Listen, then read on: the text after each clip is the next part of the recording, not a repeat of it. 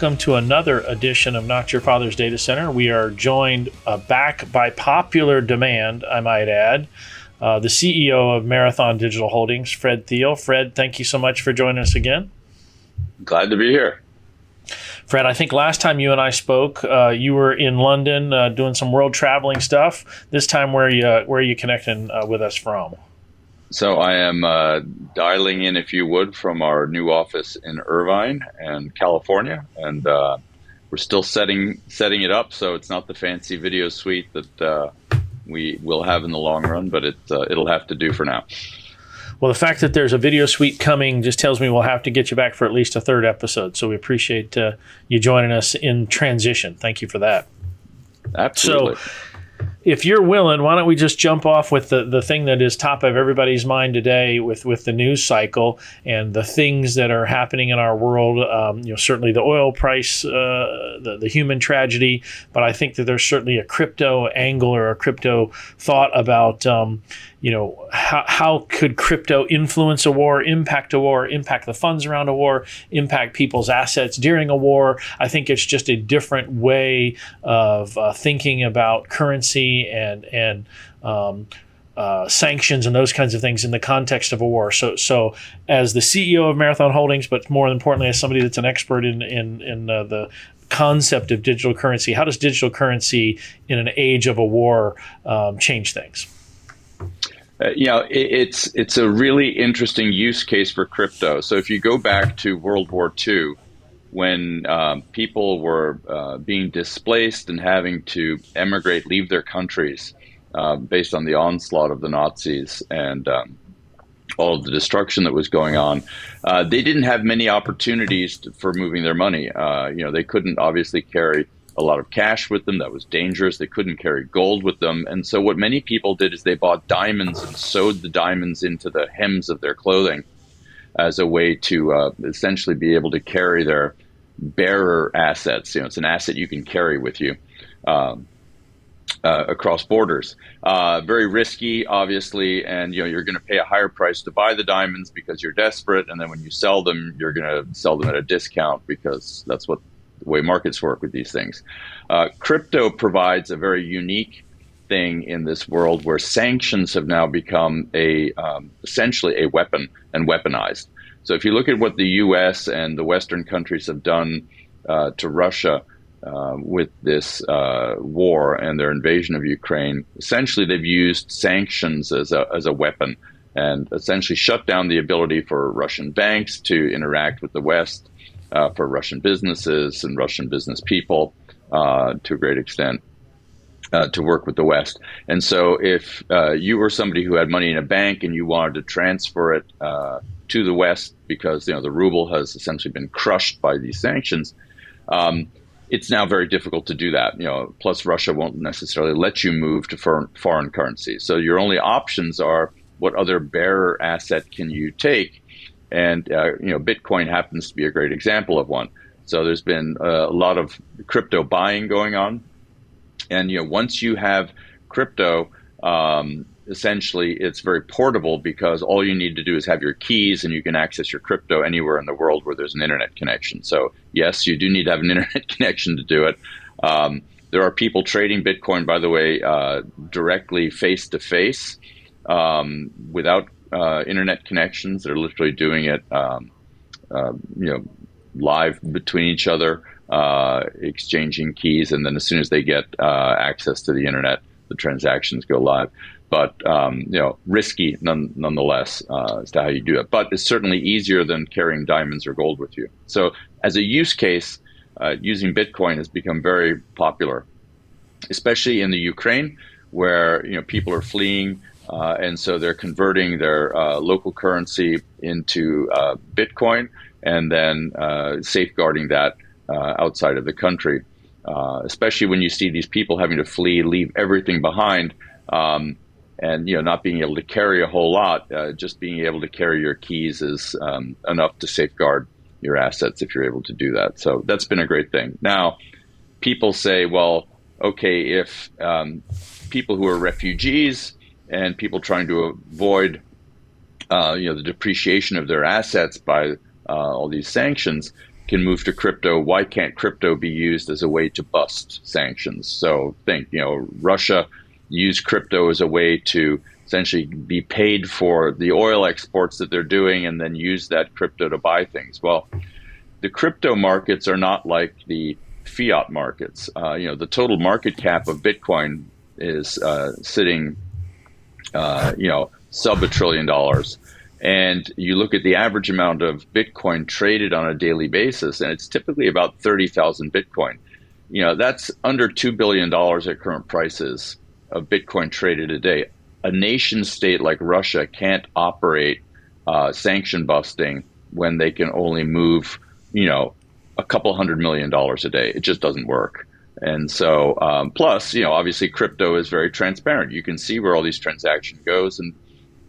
And today, the tools that government officials have for tracking and identifying who holds the wallets, are very sophisticated. So I think as a tool for sanction evasion, Bitcoin's not a good option. But what's interesting is you are seeing a lot of people where they may be fearful of the volatility of Bitcoin. There's been a huge uptick in Tether and USDC volumes lately. So that's also clearly people are piling into those as ways to have access to a cryptocurrency that's pegged to the dollar and more stable potentially and easier to trade in different markets. But it's definitely proving the use case. I think we've also seen Bitcoin decoupling itself from the markets a little bit, the equity markets, which has been good. And it's generally a very exciting time. Yeah, Fred, as we think about the decoupling comment that you made, how is Bitcoin trading in regards to equities on a whole? I think when you say decoupling, you're talking about that they're not tracking quite the same. So you expand on that a little bit? Yeah, so where since the fall, late fall and the beginning of this year, we saw Bitcoin moving very much kind of in lockstep to the NASDAQ and to technology stocks, as people move to risk off with, fear of the Fed raising interest rates and the impact that would have on equities. What you started to see at the beginning of the war was a decoupling where the correlation between Bitcoin and equities started separating and decreasing because obviously all of a sudden now there was a real use case for Bitcoin that was very actual and very urgent.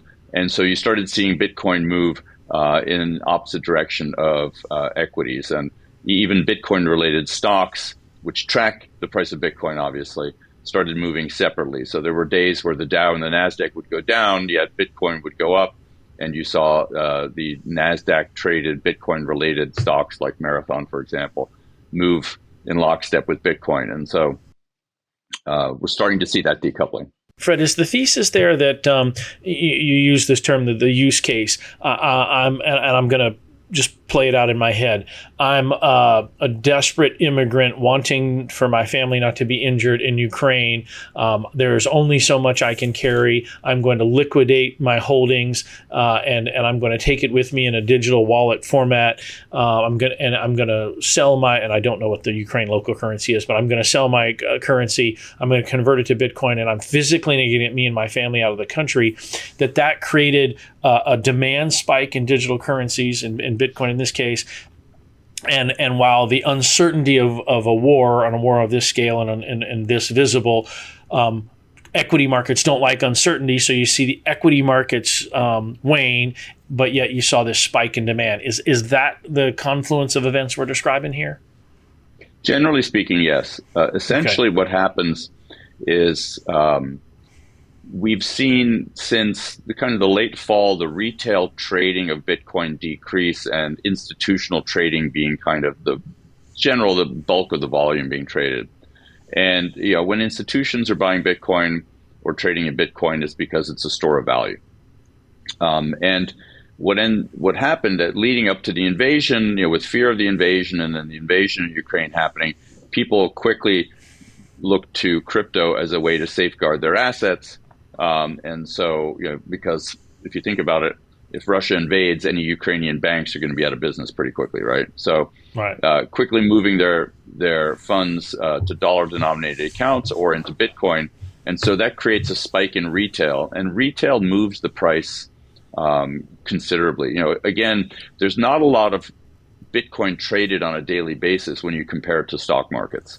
And so a spike in demand can move the price of Bitcoin significantly. I mean, if you look at a 1 hour candle of Bitcoin trading, or a 15-minute candle, it's sub 1,000 Bitcoin that are traded.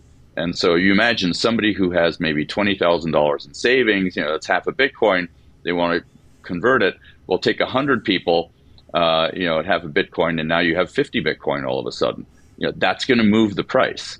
And Right. you could see it even by the time of day that these trades were happening, tended to be more European time centric. So one of the great things about Bitcoin and crypto trading in general is the transparency. It's so easy to see what people are doing. And it's easy to see, where those trades are happening. Are they happening in the US? Are they happening in Europe? Are they happening in Asia? And you can get a better feel for sentiment. And that level of transparency makes it much easier to kind of figure out what's going on in the marketplace compared to the equity markets, where it's very small movements that are driven by sentiment. Yeah, I just think the inherent transparency in a blockchain environment versus a traditional market maker environment, where in equity trading, right? They're just much everything's visible, right? Not only everything's visible, everything's validated by the larger whole, right? That's the whole blockchain concept. So very, very cool. Well, we appreciate you talking out. There's lots of conversations. Clearly the war is on top of everyone's mind, but conversations about how, I loved your explanation about why Bitcoin couldn't be used as a way to circumvent sanctions. It's just a sheer volume conversation, right? I mean, when you have a GDP the size of Russia, the entire, if you soaked up the entire Bitcoin market, it's still a blip on the radar. It's just a rounding error. And so clearly not a vehicle by which any nation state could circumvent economic sanctions. So that's a clear picture. Or even an oligarch, when you think about it. Right. These oligarchs are starting to feel the pain. Yachts worth hundreds of millions of dollars are being essentially impounded. You're seeing their assets being essentially impounded by banks. And while they may have a net worth of $10 billion, that's not all in cash. A lot of that is held in assets like homes and yachts and airplanes and equities. And it's not easy to dump all that stuff. Right. And so it's very hard for them. So when they move into crypto, as I'm sure some of them have done, I would assume it's fairly easy to trace those bigger transactions. And just like the way the SEC looks at any all of a sudden change in the trading patterns of a particular equity to see if an individual is trying, or a group of individuals are trying to kind of manipulate or pump a stock, the same thing can be done in the crypto world. And I think you're going to start seeing the kind of law enforcement or the financial enforcement agencies responsible for dealing with sanctions use these tools to really identify who's doing what out there and make sure that those trades are being stopped, or those assets are being frozen. Got it. Well, Fred, thank you for helping us think through crypto in when the world is at war, and hate the human suffering and don't want to discount that at all, but certainly wanted to have the conversation of how is crypto influencing or impacting or being utilized for good or bad, either way, in the war. Let's shift gears to a little bit of a data center topic. As I think through cryptocurrency, I appreciate you coaching me up that there's the proof of work currency, and then there's the proof of stake currencies. And can you walk us through the difference between the two, and then how this leads into, when I think about ESG, which is also on people's minds today, how it impacts the energy being utilized by the crypto space. For us as a data center company, our industry gets looked at pretty intensely because we're large users of electricity. Same for my friends in the digital currency space. Can you talk to us about the difference between those two ways? And I hope I'm going to say it right. There's different ways in hashing. Is that right? Yeah, it's not different ways of hashing, but it's different ways of validating transactions. So if you think about proof of work, what proof of work is, companies invest capital in mining rigs and energy to essentially validate transactions. We're processing transactions, assembling them into blocks, and then guessing a number. And if we guess the right number, we win the block, and we're paid by the Coinbase, if you would. The core network pays us. In the case of proof of stake is essentially no different than banking. People say, "Oh, it's decentralized." No, it's not. If you look at Ethereum, the vast majority of staking that's been done resides on 4 platforms. So those platforms are essentially the core validators. No different than the banking world. So when you process a transaction on the Bitcoin blockchain, for example, where it's proof of work, it gets processed by miners, and it typically will reach finality within a relatively short period of time. And the fact of the matter is, no one person can manipulate that transaction because it's a consensus-based algorithm. And there are enough people that do mining, and mining is so distributed around not just the world, but amongst individual companies and pools that it's no one individual can do anything to manipulate that transaction without having 51% of the hash rate. So the investment in capital and machines and energy is what makes this the Bitcoin blockchain the absolute most secure blockchain in the world, and it's because of proof of work. In the case of proof of stake, essentially individuals are staking their crypto holdings. So if you're, in the case of Ether, to be an Ethernet, an Ethereum rather, staker, I believe the number was you had to provide 32 ETH, and you had to stake 32 ETH, and that was locked up for a year. And then you had the opportunity to become a validator. Now, the way the validators in Ethereum work, and I may have this a little bit wrong, but this is my understanding at least, essentially the transactions, you'll be chosen to validate transactions based on the size of how much you have staked. And so the larger staking groups will have the bulk of the validation. Well, it's really no different than having a group of banks validating transactions. And oh, by the way, it is very easy in a staking proof of stake model to manipulate transactions, because if you're a big enough stake node, then you could essentially sell, or rather you could buy, let's just say 100 ETH, and then you right away turn around and sell it, and then you go back and erase the buy transaction and leave only the sale transaction. So now you didn't actually buy, you just sold, but it's almost like you never paid for the ETH. And it's an oversimplification, but essentially, if somebody has a large enough percentage of large enough stake, they can do a transaction like that, and it may go for some period of time before that gets unwound or even discovered. Whereas in the Bitcoin proof of work model, you would need to have 51% of the global hash rate, which is an amount of capital that no company on the planet has.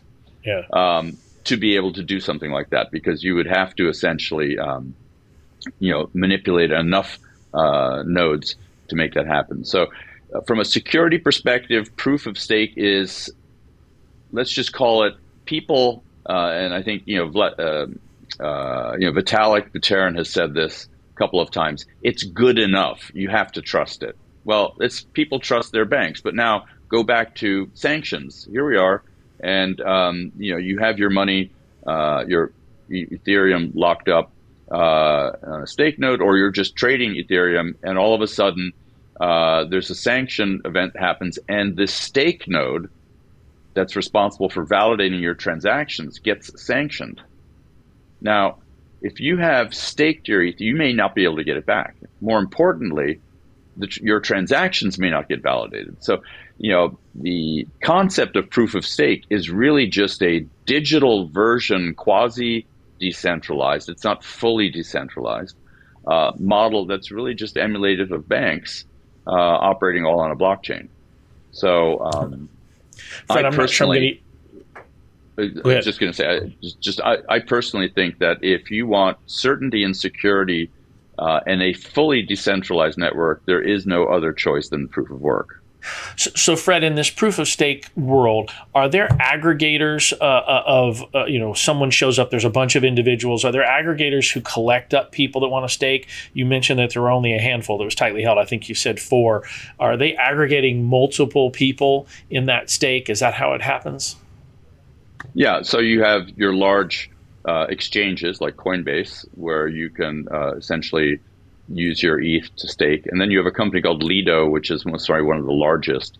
And Lido, I think, has a couple 100,000 people who have staked through Lido, their Ethereum. But essentially, Lido becomes the validator.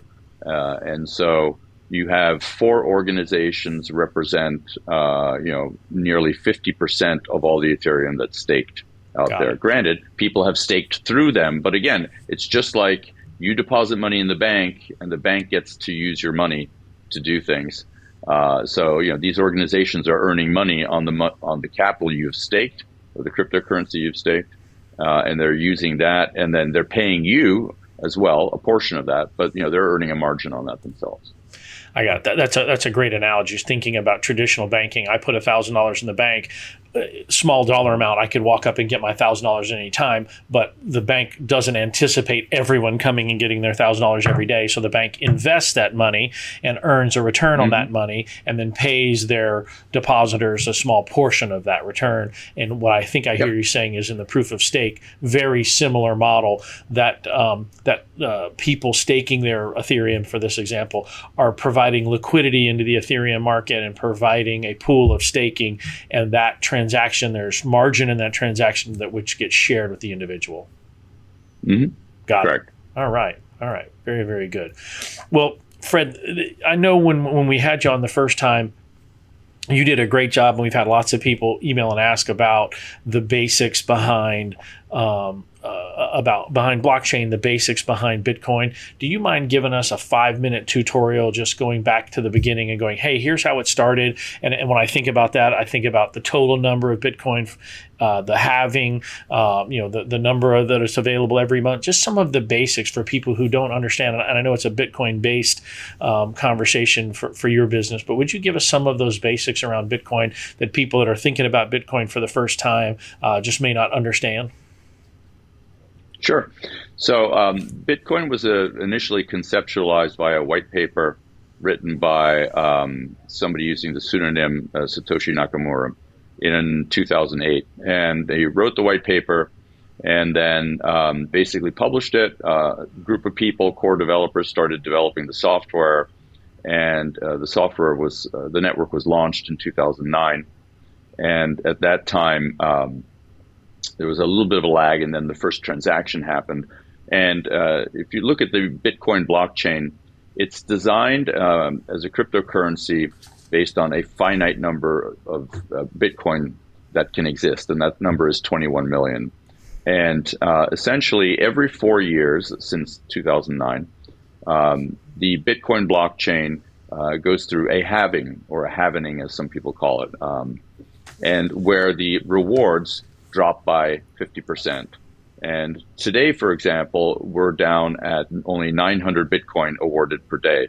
No matter how many people are mining, no matter how many terahash of compute power are contributed to the global blockchain, it's 900 Bitcoin per day, or about 6.25 per block. And there's a block mined every 10 minutes, essentially. And the last halving event was in 2020. The next halving event is in 2024. And at that point, the Bitcoin blockchain will go from 900 Bitcoin issued a day to 450. And then 4 years after that, 225, and so on until the year 2140, when the last Bitcoin will be issued. To date, we've already issued or mined 90% of the 21 million Bitcoin that will ever be mined. So the vast majority of Bitcoin to be mined have already been mined and are essentially in the supply. Today, most miners don't sell their Bitcoin. They tend to hold their Bitcoin. And so that limits supply even further. And when you look at the overall Bitcoin in circulation, roughly about 83%, based on recent numbers I saw, of the Bitcoin that has been mined has not moved in 3 months. And so that's indicating that people are hodling their Bitcoin. About 12 to 18% of the Bitcoin that have been mined are essentially have been lost. They've never moved. So these were mined, put in a wallet, and then never moved. If you look at the number of Bitcoin that haven't moved in over a year, it's somewhere around 30%, 20-30% of the total Bitcoin. So a lot of Bitcoin is sitting in long-term holders' hands. Some of it's in the holders of whales, but there are more and more Bitcoin wallets being created every day, and we're approaching, I think, roughly somewhere around between 30 and 35 million Bitcoin wallets in existence today, with a balance of greater than zero on them. So Fred, can I stick a stake in the lost one for a second? So you say 12 to 18% around that number have never moved. Is that somebody? And I know you don't know for certain, but as I think through that, is that someone that maybe bought a Bitcoin in the early days, 2009, 2010, 2011, when they didn't know what it was worth, or they were somebody that was very technologically curious, and it was on a hard drive somewhere in a digital wallet somewhere, and they've forgotten about it, they've passed away? What's the thesis behind almost somewhere between 12 and 20%, 12 and 18% never moving? So these are coins that have been mined but never left the wallet from where they were mined. So Satoshi Nakamura has a large number of Bitcoin in a wallet, for example, and those Bitcoin have never moved. Okay. If you look at a Bitcoin that haven't moved in over a year, it's a significantly larger number than that. If you look at 5 years, it's a subset of that. And then, the 12 to 18% is kind of the Bitcoin that have never moved. So yes, there's the proverbial story, the urban legend, if you would, of the guy in the UK who had mined a bunch of Bitcoin, or had a bunch of Bitcoin in a wallet on a hard drive on his computer, or rather had the keys to the wallet on his hard drive, and the hard drive crashed. And, at the time, Bitcoin was maybe worth fractions of a penny, and he had maybe 100,000 Bitcoin. It was, it's not worth it trying to salvage this. And the computer went on the trash heap, and then to the city dump, and then lo and behold, Bitcoin, hits 19,000 back in a few years back, and it's like, oh no, this is a lot of money. And so, this is the guy who's been trying to get the city to dig up the dump to find his hard drive to salvage his keys. There are lots of stories like that. I was going to say, is that a real story, Fred, or is that an urban legend? Is that a real? It's a real story. Interesting. Okay. Yeah. Because I would think, and you can Google it. Yeah. Okay. All right. It is a real story. Got it. I'm not in tune with the market enough to know, but yeah, I think about lost treasure, right? I think about a ship sailing across and sinks, and we've got records and that, and there are whole companies that go around looking for gold bars and coins on the bottom of the ocean. Similar now that the Bitcoin is got the value it does, I got to think that there are hard drives somewhere that someone has a digital wallet, and at the time they just exactly the story. I got to believe that there's more than one of those stories globally. Yeah, and the thing with the Bitcoin blockchain is there are people looking all the time to see if there's any movement in these old wallets that have never moved. So, for example, if coins were to move out of Satoshi Nakamura's wallet, then it's either one of two things. One, somebody has the keys to his wallet, and whether it's him or somebody else, and they're moving the coins, or B, somebody hacked the wallet and is moving coins, both of which would be major news events in the world of Bitcoin. Gotcha. It would be splashed all over the place. Yeah. But when you look at the really active trading on a daily basis, it is 20,000 Bitcoin across all the exchanges that are traded on average a day. That's not a lot of Bitcoin. You brought up a comment there when you talked about Satoshi's wallet. So I've been in the technology business my whole life, got in the business in the late 80s, accidentally. And you hear the conversations around digital security and the concept of a CISO. Right? When I started in technology, nobody knew what a security officer was, much less a chief information security officer, right? And I think there's a phrase that gets said in the security space that nothing is unhackable, right? At some point, somebody can figure out how to break into something digital. As I think about a digital currency, is because it's transparent and visible in the blockchain, is there some level of inherent security? Because I think about if I have, tens of millions of dollars in a digital currency, how certain can I be that that wallet and those keys are secure? Well, a brute force attack on a Bitcoin wallet is really difficult unless you have some information that would help you figure out what the seed phrase for the keys to that wallet are. And so, people who specialize in helping people try and recover their keys, and there are a few success stories, they had enough knowledge that allowed them to generate enough of the seed phrase that they were able to, because obviously the owner of the wallet was a willing participant, they were able to figure it out in the end of the day. But if you're doing just a pure brute force attack, it would take so much compute power today. The minute something moved from that wallet, it would, alarm bells would go off. So it's very hard. It's actually much easier, by the way, to hack into a banking system, to hack somebody's phone or hack into a mobile app and take money out of somebody's bank account than it is to hack a Bitcoin wallet. And so most hackers focus on that because it's easier than trying to hack, the Bitcoin blockchain or somebody's wallet. But, there are some people who, through social engineering, use, very simple seed phrases. And, if somebody spends enough time looking over your Facebook page and your social media posting and things like that, they may be able to get data that helps in doing that, but it's still really, really difficult. The bigger issue is more somebody has a phishing attack, and I know people who, for example, have gotten emails from an exchange saying, "Hey, we're upgrading you to the pro service. Move your coins from this wallet to this wallet, and you'll get preferred service."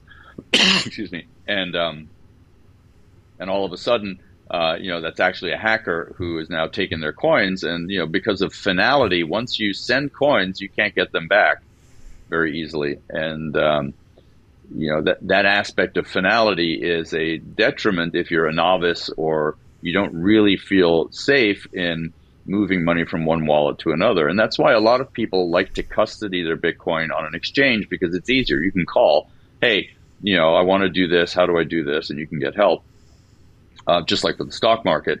And it's only really people who are very concerned about security and being able to have their own sovereignty over their assets, or sovereignty over their assets, who will move their coins to a proprietary wallet and keep them off chain.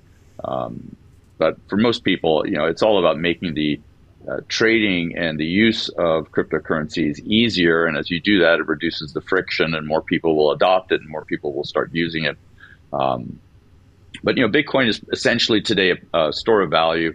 And over time, it'll continue to spread amongst institutional holders. More and more of the big banks are starting to offer Bitcoin custody and trading services. You're starting to see more commerce opportunities for it. eBay has been saying that they're potentially going to allow crypto to be used for paying things. You're starting to see states adopt the ability or offer the ability, "Hey, pay your taxes in crypto." Now, they're not going to custody and hold that crypto. They're going to sell it right away as soon as they get it.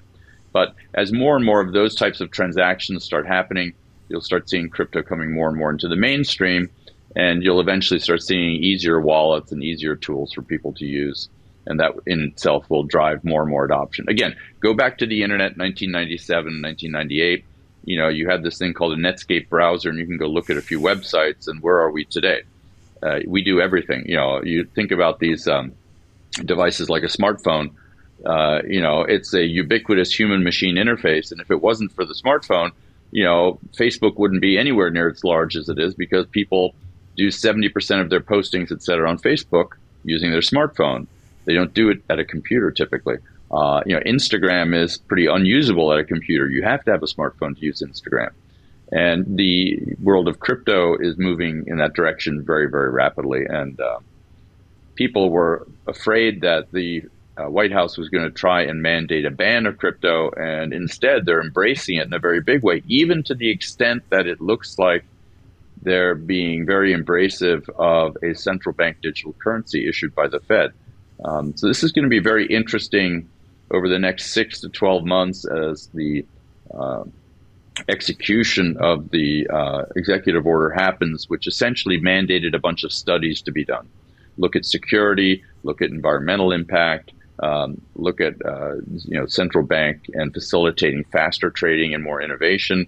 It very much appears that the White House is embracing crypto and trying to direct the federal government and its various branches to really educate itself and not just have knee-jerk reactions, and then craft legislation that really allows the U.S. to remain sort of a dominant position as an innovator in this space and adopter of this technology. Fred, you mentioned the executive order and the government issuing a digital currency. One of the things and I'm not nearly immersed in it as you are, but I think of fiat currency and central banking. I think of the global economic system built on those two pillars, right? There are central banks and there is fiat, then they issue fiat currency. And the Bitcoin are all digital currency residing outside of that system.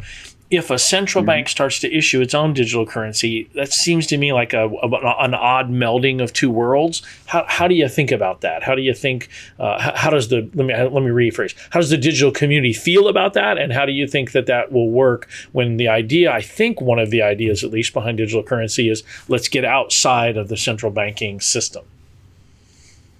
Yeah. So the central bank digital currencies are more a technology innovation to facilitate more rapid and immediate payment than the traditional Fedwire SWIFT system. The SWIFT system was invented in the 70s and is essentially a messaging service that allows a bank to say, hey, one of my clients wants to send one of your clients money, so deduct from my bank account, the bank, in other words, the central bank, deduct in my bank account X number of dollars, and put them in your client's bank account, and I'll deduct from my client's bank account and put it in the central bank account.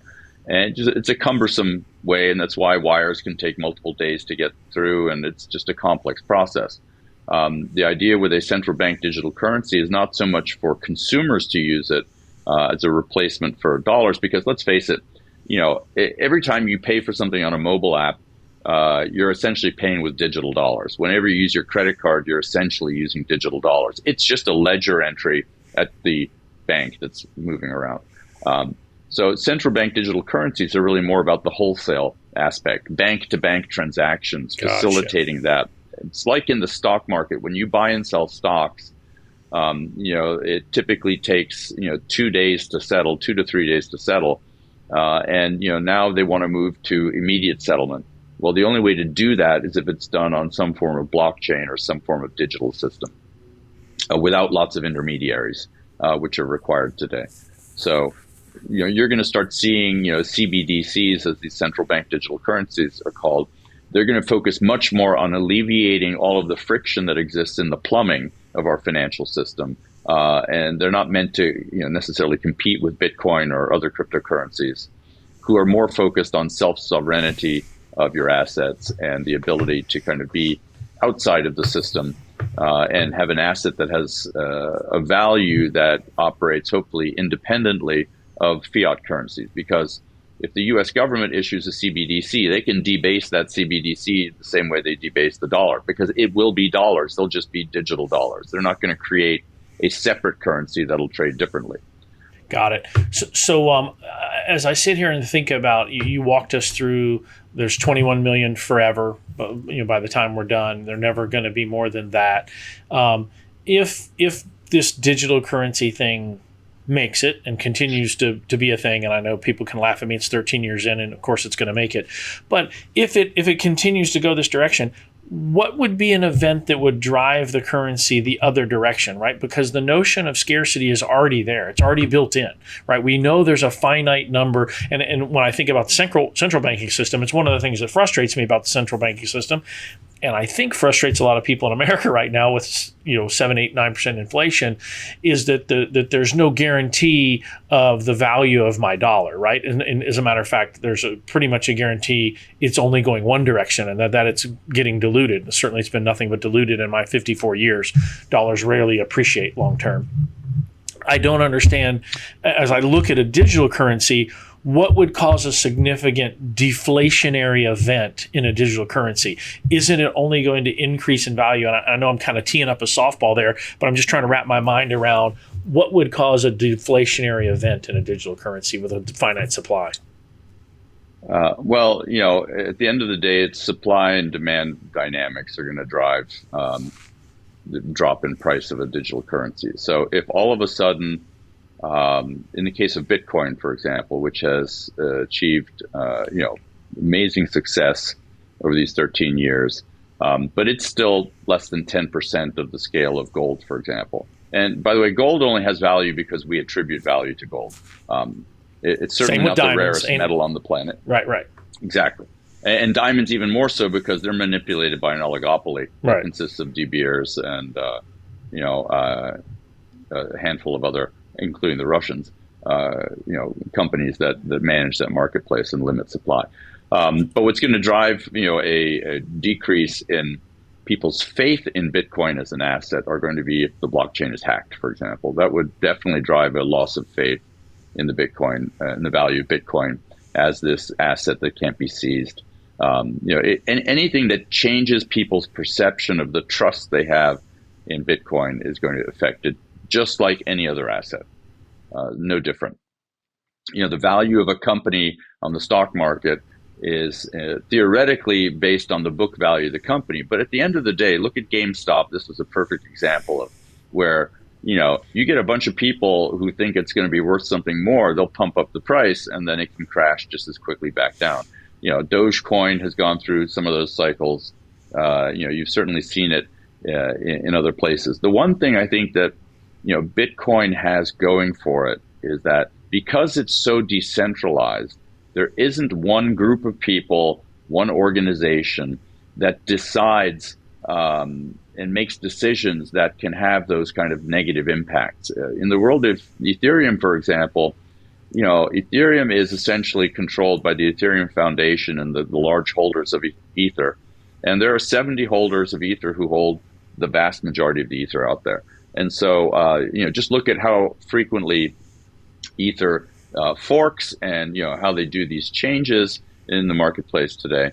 That's all because it's more centrally controlled than Bitcoin, which is fully decentralized. There is no body, there is no person who can make any decisions about Bitcoin, right? It requires consensus of, all the miners and the pools, et cetera, to get together and do that.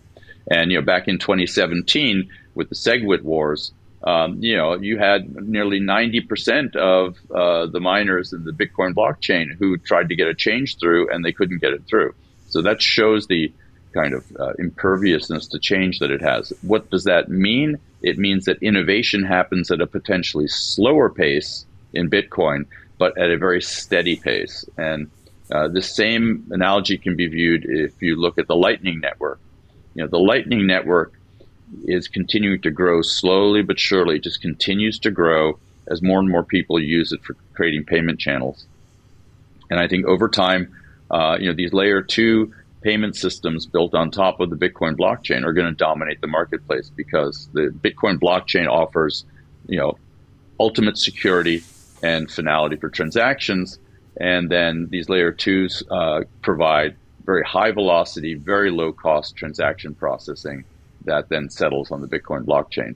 And we're now also starting to see, back to the proof of stake, proof of work discussion, we're now starting to see also proof of stake networks that, in order to avoid the inherent conflict of interest that stakeholders have for validation, that essentially a proof of stake network will use the Bitcoin network and its proof of work to write blocks, essentially encode data on the Bitcoin blockchain such that nobody can go back and change a transaction on the proof of stake network. And now you're starting to see a really interesting hybrid. So if I were to put my wizard hat on and look in my crystal ball, I think what you're going to see is the Bitcoin blockchain and proof of work will remain and become the basis for security amongst many of these upcoming proof of stake networks, providing this essentially unchangeable blockchain where you'll always be able to go back and audit that the proof of stake network is in proper state, if you would. And so I think you're going to see that. You'll see a lot of these proof of stake networks come and go. Most of the new networks are trying to compete with Ethereum. Ethereum has some drawbacks, very high gas fees, limited amount of transactions that can be processed, and you're seeing Solana and all of these other Cardano and all of these other competitive blockchains that are really trying to solve for those issues, and giving Ethereum a real run for its money, I think. But at the end of the day, it's going to be the Bitcoin blockchain and then a bunch of other things. In closing, would you be willing to give us a Marathon Digital Holdings commercial? How you guys doing? How's the business? Why should my friends listening go out and buy your stock? What's going on at Marathon? Well, obviously, I'm not going to go out and tell people you have to go buy our stock. That wouldn't be appropriate. But listen, we are very much focused on growing to be one of the largest Bitcoin miners out there. We're obviously huge proponents of the Bitcoin blockchain as a secure network and as the network upon the layer one on which many of identity, healthcare, and other applications are going to get built in the future. So we're busy scaling to 23 exahash from, we ended last year at about 3 exahash. We'll scale up to 23 exahash, which for, context, 23 exahash at the end, this time next year will be about 6% of the global blockchain, most probably, based on the global hash rate growing by almost 100% this year. And so we're really busy deploying. We've had some fits and starts getting miners deployed due to the method we use, which is behind the meter at renewable plants. And there's some special permitting that goes on. There's some issues related to getting the grid electricity coming into the power generator versus going out from the power generator. But I think we've resolved all of that, and we're moving there's a lot of earth being moved, a lot of containers being put in place. And we have a lot of miners sitting on the ground that we're getting ready to plug in. We expect to be deploying at a very fast rate here through the end of this quarter and into Q2. And by the end of Q2, be fully caught up with our growth plan. So. Awesome. Well, Fred, thank you for telling us a little bit about Marathon. I always think that we learn a bunch listening to you, on top of the fact that you got a great radio voice. So if things don't work out in the digital space, you can get some voiceover work. I'm sure of that. And we really, really appreciate you educating us on the blockchain and on digital currencies and also on what's going on at Marathon. So thank you so much for joining us.